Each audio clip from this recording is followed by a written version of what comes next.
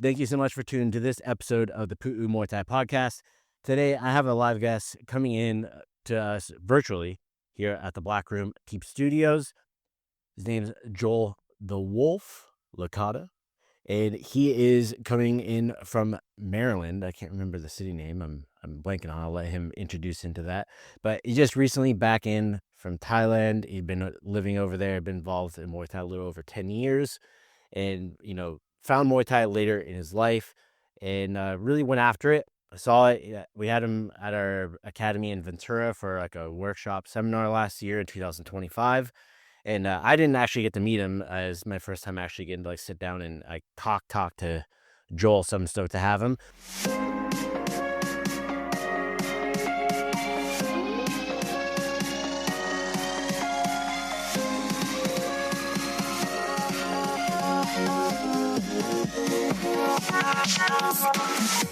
Episode of the Pu'u Muay Thai Podcast is brought to you by pmtlifestyle.com. Authentic Muay Thai lifestyle by Pu'u.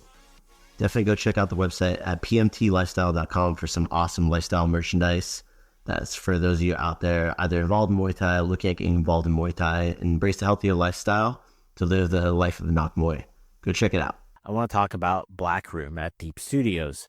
If you enjoy the content of this podcast, you will definitely enjoy the value that you get out of the Black Room and being a member of the Black Room. What it is it's a subscriber-based way to support the podcast. If you enjoy the podcast and want it to continue, I'm asking for your help. And in exchange, you're going to get an underground view of Muay Thai, American Muay Thai, as well as within Thailand. We have people who are now working on the ground in Thailand that are helping us get media, content, all that stuff. We're posting it there on Black Room, as well as behind-the-scenes footage of the podcast recordings when we're recording. After I stop recording for stuff that we broadcast, we put some subscriber-based only content on there. So you're going to really get a lot of value out of that subscription. Okay, it's not just supporting the podcast. We also have podcast subscriber-only merchandise that's coming out as well here in 2024. So you have to be a part of the Black Room in order to get access to that. So I'm asking you for your help on that, but I know that it's not so much of you helping me. It's going to be us giving you a ton of value that you're going to get and just enjoy it. And it's only $5 a month. All right, you can cancel it anytime. Every little bit counts. Please go join it. The link is down in the show notes. All right. Anyways, sit back and enjoy the show. Let's welcome Joel Licata. How you doing today, man? I'm good. How about you? Good. So what city are you in again? Owings Mills. It's pretty much near Baltimore metro area. Not too far from there. Got it. So, tell us a little bit about, you just got back from Thailand. How long were you living in Thailand for, man? So I made the move 5 years ago, March 2021. Yeah. Had to do a bunch of COVID tests and get a special visa. That was super annoying, but I got over there and there's hardly any foreigners over there. I mean, my particular gym in Chiang Mai, there was no foreigners. It was just like me training with the Thai boys and getting a lot of one-on-one with the head trainer, Thailand Pinsinchai. So that was cool. Yeah, it was at Sit Thailand in Chiang Mai, right? That's it. Yep. Awesome. Yeah, for those that don't know, the Pinsinchai name it's a big gym in Bangkok, and his name is Thailand. Yeah, like the country. I know it can be confusing for people, but just to specify for anybody that's listening out there, famous Golden Era fighter. He was doing the thing. I saw his last fight at the old Lumpini Stadium, funny enough. Nice. Yeah, they did a fight where he was in his 40s, and they did like a throwback retro fight as part of the like last event at Lumpini Stadium, because it's kind of like those are the guys that kind of help, build the sport to where it was at that point. Definitely. Do you remember who he fought? I have the card. I posted it's actually on my Facebook, so I'll have to go dig that up on what it was. But I remember seeing him fight there, and it didn't click until I went out there and visited him, and he showed me some of the techniques and the way he kicked and some of his clinch stuff. I'm like, oh, I've seen you fight before. Like it's one of those things. And then I look back at my phone and I found the flyer. He's like, yeah, that's me right there. I was like, oh yeah, I seen you fight. That's so So cool. yeah, it's dope, man. So you ended up out there. What prompted the move? I mean, after COVID, was it COVID? Like kind of like, hey, I have to get after this now, or it's not going to happen, or what was it? A little bit of everything. So yeah, since I started just for funsies in Muay Thai at 27. At this point, I'm early 30s. I want to say 33, and I took 2 trips there and wanted to stay there like long term just to keep fighting. One, I am Thai size. I'm pretty small for American. I'm 5'5" and like walk around 130, 135 pounds. And Yeah. fight weight could be anywhere from, I've cut as low as 117, 120 like that. There's not really many American pros of that No, size, and I think it even was just amateurs. I think it was just like Romy Adanza, and then there was like Victor Saravia, and like 1 or 2 others at that around that weight. Yeah, exactly. And even amateurs, the lowest was 125, and I was always undersized. So there was that. Plus, there's a lot of just like, they just want to scrap. You know what I mean? It's not like true, beautiful Muay Thai. They just want to box, knock your head off type stuff. So Yeah. I was just like, man, I want the real technical fights. So when I got 2 of them in Thailand just before COVID, I was like, yeah, this is what I want to do like all the time. So during COVID, I had to wait to the borders open up to Thailand, get special visa, and go out there, and that's when it happened. The very end of March, did the quarantine, and then It was like a 2-week quarantine, yeah. right? It was 2 weeks. Oh, this is wild. So it was 2 weeks in Bangkok where we flew in, and then I should have immediately went to Chiang Mai, and I would have been fine. But instead, when I got out of the quarantine, I got my certificate. I was like, oh man, I really want to train. I want to do some of that because I missed it, whatnot. So I went to FA group because I was already there for like a 6-week camp the prior year. So they knew me and it was good to train. And I did like 3-4 days of training there. And the gym was a fraction of what it is now because there was hardly anybody there other than the Thais living there. Yeah. So got the flight to Chiang Mai from there. And then they were like, oh, this is 4 days ago. You got out of the quarantine in Bangkok. You have to do it again. We don't know what happened to you in that time. And I was just kind of like freaking out because like I just did 15 days. And it was almost like in prison. Like you're locked in this hotel room and they bring the food to your door. You don't leave the room like even like an inch. You don't step outside, and they're in like these all white paper suits with masks on. It was like 13 days later type of thing. It was wild. And then did another 2-week quarantine in Chiang Mai, which really sucked. But once I got out, I went to Sit Thailand and just started training one-on-one. The Thais, no other foreigners but me, and that's where I really grew because it was just like day in, day out, like almost personal training. Yeah. They at that time, it's a very interesting time just in the world in general. So like to be traveling, when you flew over there, was it a pretty empty flight? Layover was in, let me see, Abu Dhabi.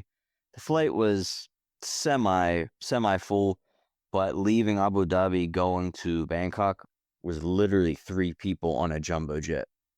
Me, my wife at the time, and another guy from also, I think, Virginia, because that's where we flew out of. Literally 3 people on the flight on a jumbo jet. It was wild. Yeah, I flew during COVID a little bit too, like international, and it would be like maybe 20 people max on the flight. Yeah. And you just had a whole and road there's to lay no down, one. Yeah, there's no one in Suvarnabhumi Airport, which I mean, it's packed every time you go there. So yeah, probably wild to see. Very. The fast forward a bit, so went through. You started fighting, like you were fighting on the Chiang Mai circuit and stuff like that as well. You were training with Sit Thailand. When did you weren't subjected to being sprayed down the corner by the disinfectant during COVID, were you? No, not at all. They didn't. I mean, the gyms were supposed to be closed at this point. But Thailand was like, if I close gym, I die. So Yeah. you just hoping for anybody to come in and pay for training, and I was one of the very few. There was like 2 locals that lived in the area, like expats, and they would come in here and there and pay for training, but I was the only like fighter who was paying monthly all the time. Yeah, So consistent. that helped keep the gym afloat, and was just ready for the fights to finally open, and they did October 2021. Yeah. That's when I So got my first for the gym. nice. Where was that at? That was close by. It was in the next province over, Lampang, also in northern Thailand. And it was on a pretty big, I don't know if it was a pet indie promotion, but it was like one of those, outdoor festival, like not really a festival fight, but it's an outdoor fight that, all the Thai locals can go to for free. It wasn't indoors. A lot of big name fighters were on there. And looking back at the time, I was just stoked to fight and just really locked in. But now looking back, there's like a lot of big name fighters. I think the main event was Chaila from PK Sanchai. There's a couple of big name, another guy from Source of my gym fighting. So yeah, so that was awesome. And that was for that one bout I got. I think you saw it on the wall when you visited Thailand. Yeah. It's a picture of me wearing the belt. And you're like, hey, is Yeah. that you? And you sent me a photo on Instagram. Yeah. I was like, that's me. Yeah. Kind of going through this. How old were you at this time then? I was And about, then we kind of no, come. I Let's was still grab the bone. Off the So I'm going to say 34 and a half, something like that. All right. So, 34 and a half, be going over there to go do that. Like some people, they think, oh, I'm too old, but here you are, you're going over there and doing the thing. I think that's pretty, Yeah. it's a cool story for people that like, I'm sure you've heard it. You get like 22, 23-year-olds like, oh, I'm too old. It's like, bro, shut up.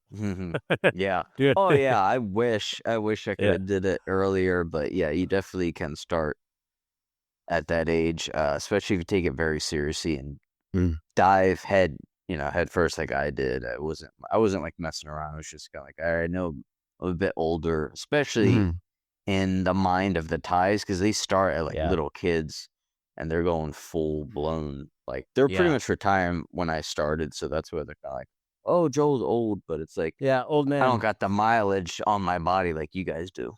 Yeah, you hadn't been doing like full contact since you're 8. Yeah, no, not at all. Yeah. So, funny enough, like I saw this happen. I never got a chance to ask you. I just thought about it. But you ended up fighting at Rumble in the Jungle in Mexico in Tulum, right? Yeah. Yep. So tell me about how did that happen? How did you get connected with the Pharaohs? How did you end up in Mexico from Chiang Mai to Tulum, Mexico? That was when I got back to the U.S. I had like a broken nose from a fight, so I was like, I'm not gonna train and fight for a while. So I went back home to the U.S. for a bit, resting up, hanging out with family, and then after I was good to start sparring and training again, I wasn't sure if I was gonna go back to Thailand, or I was like, I'll go somewhere a bit closer, which is Mexico. So I just hit up Eddie Fair on Instagram, messaged him, and was like, hey, I'm thinking about would like to fight down there, get some training, whatnot. He's like, you can either train out there in the US and then I book you a fight here and you just come, or you can do like a full camp here, which is like 4 weeks, and then fight. And so I was like, all right, yeah, new experience. So train down in Tulum, because at the time I was back training in Hanover, PA, like where I'm from, and it's pretty far to go to any gym, and there wasn't like other like pro fighters to train with, just a few like amateurs, and they all have like MMA backgrounds kind of, so it wasn't Yeah. what I needed to get ready for a fight. So Wasn't strict yeah, like training just Muay Tulum. Thai. Yeah. Yeah. So yeah, booked a ticket, went down to Tulum, and started training there. Hey, who'd you fight on that one? Ah man, good question. Mexican? Oh yeah. Mexican kid. What's his name? I have to look through my YouTube videos because it's recorded. If I heard the name, I'd be like, yep, that's it, but I can't think of it right now. But Jesus. kid was good, a little bit unorthodox, but taller, skinnier, and he had a lightning fast kick. And I saw some of his videos, and I knew he liked the head kick. So all camp long, I was preparing to lean back a lot, and it helped me a lot because otherwise I probably would have got head kick knocked out because he had a really fast kick. Did you ever think that you would be fighting in a promotion where it says it's sponsored by OnlyFans? No, definitely not. that was one of the funny things to see them get pulled together and stuff too. Because I'd been down there and worked those events and stuff too. So it was a cool setup. Nice. I dug it. Did you? Because you fought in the gloves, you didn't fight Kachuk, correct? Yeah, I never wanted to do Karchuk or MMA gloves, which is all the rage now. I mean, you get enough damage on your body and your brain, like even with the boxing Bigger gloves. gloves, So yeah, I don't. Yep. You don't want to add in more mileage of increased cuts and stuff like that and structural I mean, damage to the face. cuts or whatever, but yeah, the knockouts and the brain damage and potential CTs, that's the real scary one. The big one too, I think, with like the MMA gloves that people don't quite think about is the actual facial structure damage, like actually breaking your nose, or knocking your teeth out, breaking your jaw, orbital fractures. Like the chance of that goes up pretty significantly in those smaller gloves because that weight transfer is different. Yes, And and the way it hand fits into the breaks. orbital. Yeah, and hand brakes. Yes, A and lot hand of brakes. people are breaking their hands, I've heard, on one championship, and then you're out for how long? Yeah, that's a minimum 8 months to like get recovered to even be able to start thinking about training again. That's if surgery and healing went well. So Yeah, if and it goes in. There's the whole glove debate. I know you're a big stadium Muay Thai guy. I know you love Yes. stadium Muay Thai stuff. Did you Absolutely. see that Roger Demnon, they put out that they're changing the rules a bit for the stadium style where they're doing open scoring even for the stadium shows. Did you see this? I did see that, and I almost every single day watch the fights if they're on YouTube or a different streaming site. And it doesn't seem way different, but in round 5, they are fighting a bit more towards the end of the fight. Unless it's like a complete blowout, then, the guy can protect his points. But if it's close, they're definitely fighting round 5 because they know they're scoring it now. In the past, it was just kind of like, all right, you won round 3 and 4, like it was over. Yeah. So for those and they'll show the that aren't cards familiar, then. Joel, sorry to cut you off there, but for those that No, aren't familiar, like I am, and they probably heard it from me, or if they haven't, they're hearing you. So what would typically happen in round 5 prior to this rule change if somebody's winning? Yep, if somebody's winning, he's just backing up, and then when the guy's teeing off on him, trying to knock him out, we just hug him, and then after about a minute, if the guy can't knock him out, he figured out, this guy's footwork is too good, they would just kind of like, the loser would just kind of like walk around in circles and like secede. He's like, all right, you won. And the other guy would just kind of like raise his hands, dance around a little bit. Yeah. Dance it off. And I remember, it's funny that I saw this happening still at one of the Source of My shows at Rotterdam Noon. And something I never thought I would hear in Bangkok at Rotterdam Noon, of all places. And it's based upon the demographic change that's there now, is people were booing. The foreigners, right? Yep.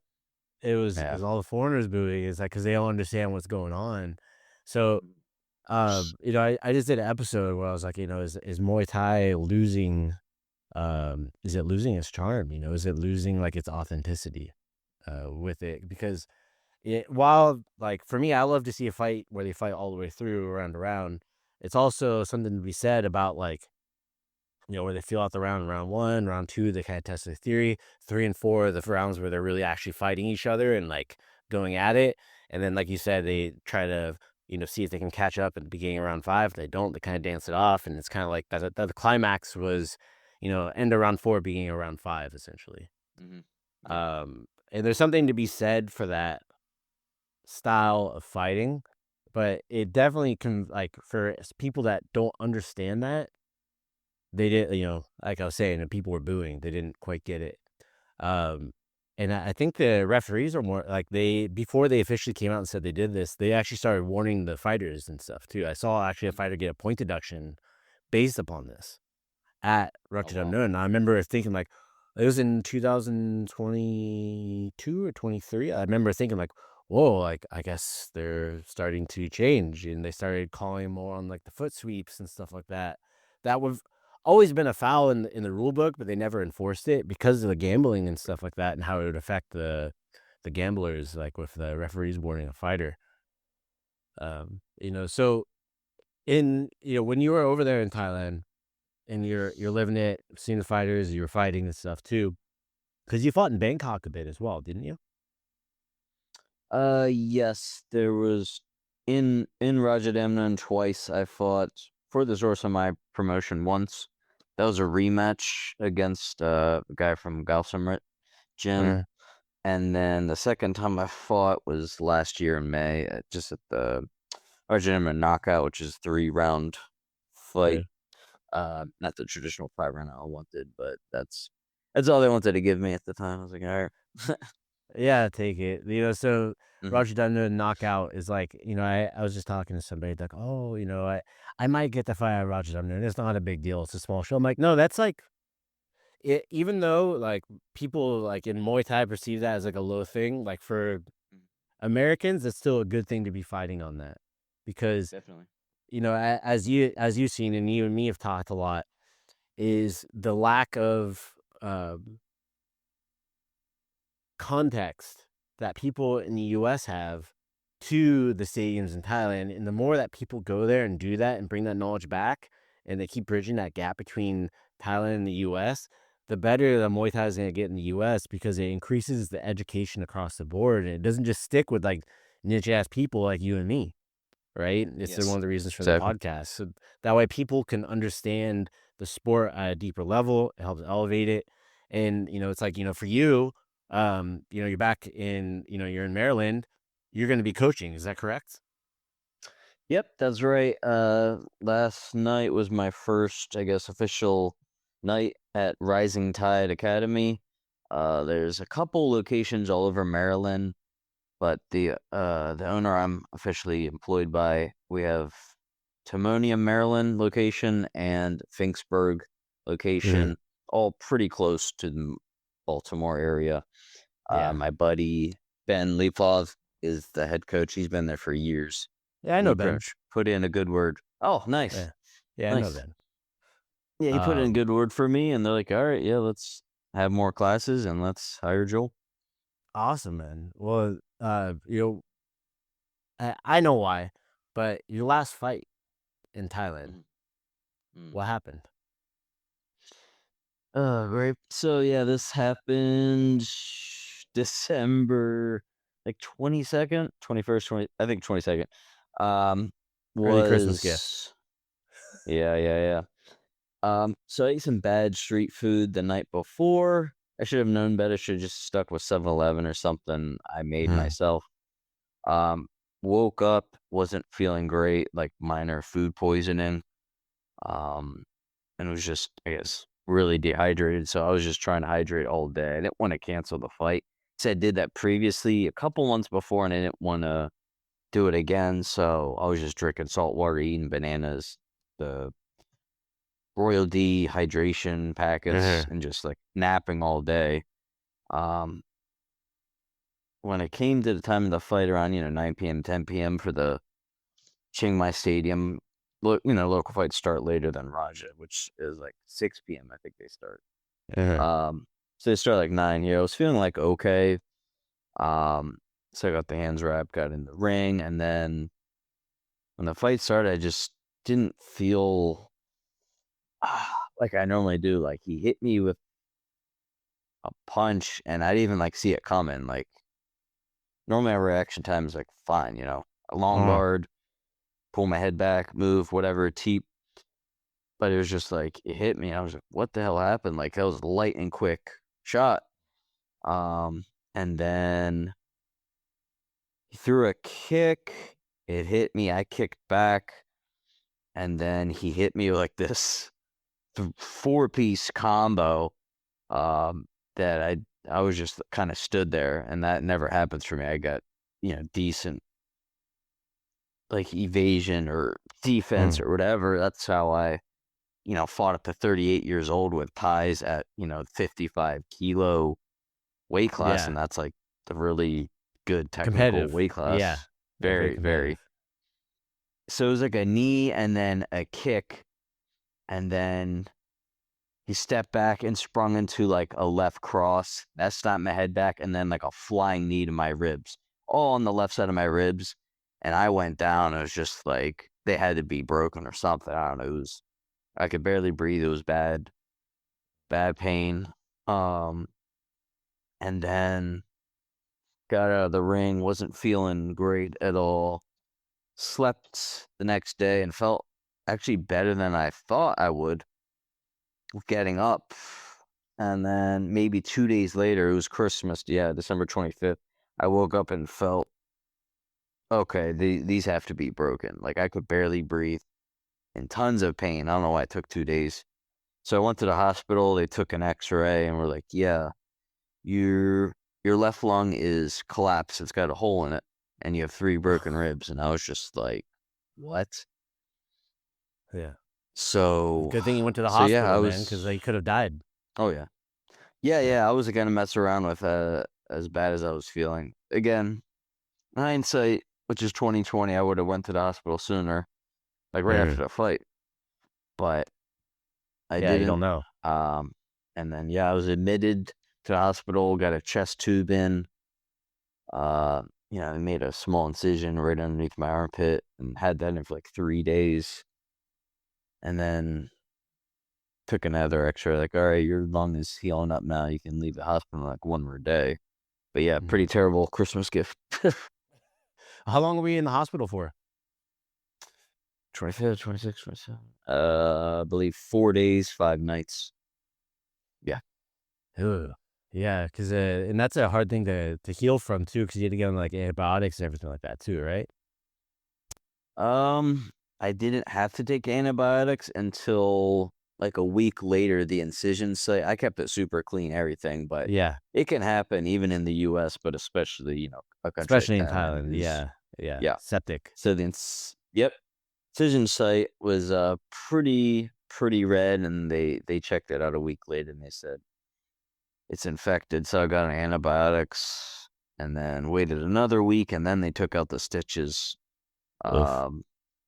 But I mean, pretty much once I heard, there's 3 rib fractures and a collapsed lung, I was like, I'm gonna retire from fighting. That was like the 3rd really bad injury I've had, and going on 39, I was just like, I don't want to heal up from this and wait many months and then get back into it. The thing is, that's very commendable too, Joel, because some people, like some fighters, they can never tell themselves that. Like, of course, you're always going to want to fight. Like, I think that's just, all fighters are going to fight, but to tell yourself, hey, I'm good. I'm happy with what I did, and being realistic about, like, your age, what you can do.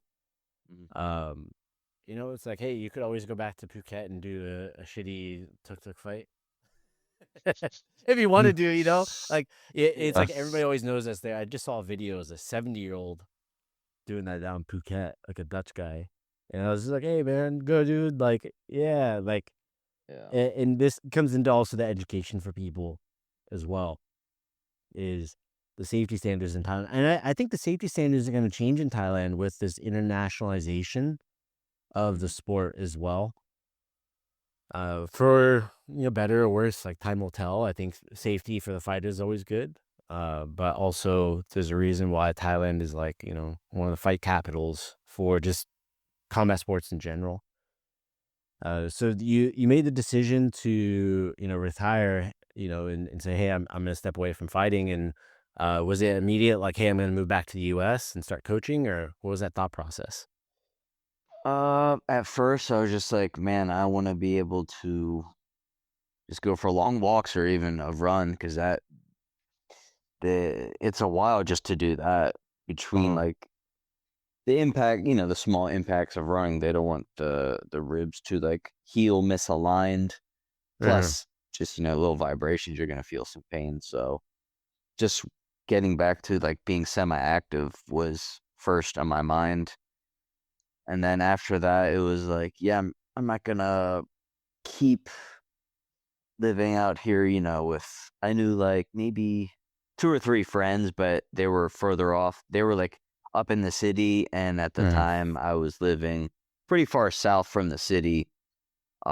Still in the province of Chiang Mai, but nowhere near the city. It would take like at Uh-huh. least a 30-minute motorbike ride to get up there. So I was pretty far out from anything. I Uh-huh. was like in a small town.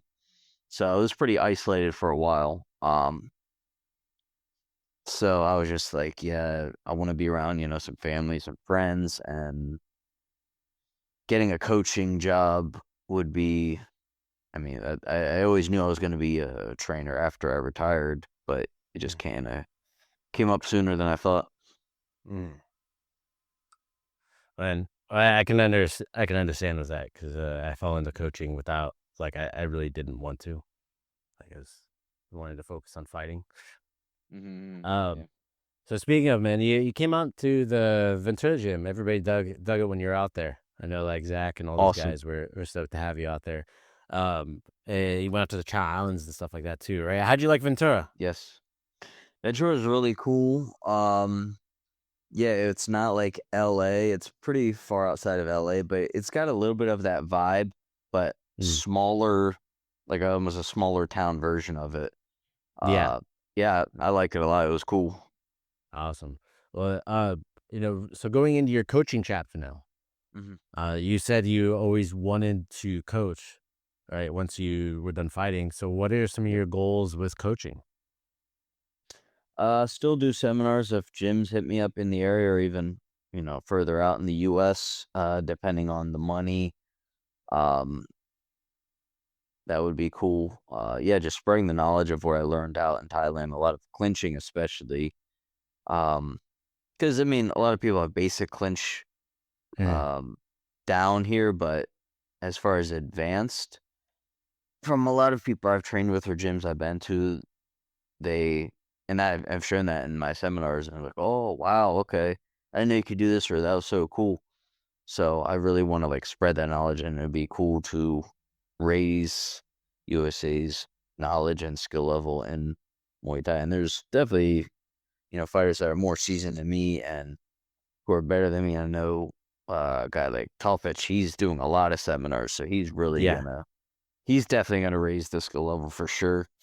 And if I can do a little small part, that would be awesome as well. Yeah, definitely. Like I was saying, like, fighting on these shows, doing the thing, and bringing it back and bridging that gap, and reduce the knowledge gap. That's the big thing. It's like knowledge gap is very big, and it's just, every time Americans fight over there and they bring something back, that knowledge gap keeps getting smaller and smaller. And the more we have like these international tournaments, international fights, and uh, people are getting better and better educated. I mean, you saw it, is a lot of the promoters, like their young adult son or daughter is taking over the promotion or gym to some capacity, and they speak more English. So the communication and that knowledge gap is able to be like sped up on how fast it's closing because of that too, right? So, uh, you know, with that too, man, like if somebody wanted to reach out and train with you, or they had questions, Mhm. how would they get a hold of you? Hit me up on Instagram. Name is Joel X the Wolf. Pretty good with checking my messages, so it wouldn't take me long to get back to you. Um, yeah, sign a waiver, come in, train with me in Maryland. Awesome. And for anybody that's listening out there as well, what I'll do is I'll make sure to have that link for Joel's Instagram down in the show notes. So if you're watching here on YouTube, it'll be in the description. If you're listening on Apple Podcasts, Spotify, any of the podcast platforms, it will be in the description as well. Joel, thanks for coming in today, man. And thanks for the shout out and calling the podcast hotline and let me know that it was down, by the way. Oh yeah, definitely. Yeah. I'm that type of person. If I say I'm gonna do something, I'm gonna do it. I don't just Yeah. I don't mess I- around. I appreciate it, man, because there's, like I was telling you, there's so many people that tell me, oh, I want to be on. I'm like, hey, fill this out, or hey, call me. And it never happens. And so if people always like, hey, how come you didn't have that person on? I'm like, hey, they never fall through. I meet the energy where it's met. Right. So appreciate it. All right. That's going to be it for today. Thank you so much for tuning in today to the Pu'u Muay Thai Podcast. If you enjoy the content, go leave a review over on Apple Podcasts, on Spotify. Give us a rating. It means the world to us. Also, if you want to be a guest on the Pu'u Muay Thai Podcast, or if you just want to shout out to your friend, go check us out at podcast.pu'umuaythai.com. You can submit to be able to be a guest on the podcast. You can submit what you want to talk about. Also, if you want to just give a shout out, there's a button for that too. Sawadee Kop.